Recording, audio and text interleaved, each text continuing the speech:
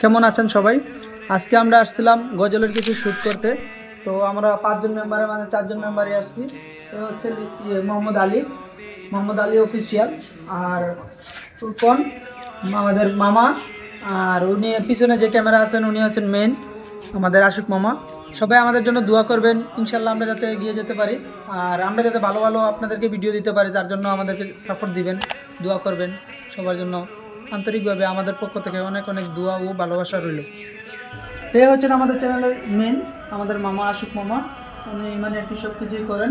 তো ওনার জন্য সবাই অন্তত পক্ষে বেশি করে একটু দোয়া করবেন, যাতে উনি সুস্থ থাকে, ভালো থাকে, আর আমাদের সবার জন্য দোয়া করবেন। আল্লাহ হাফেজ।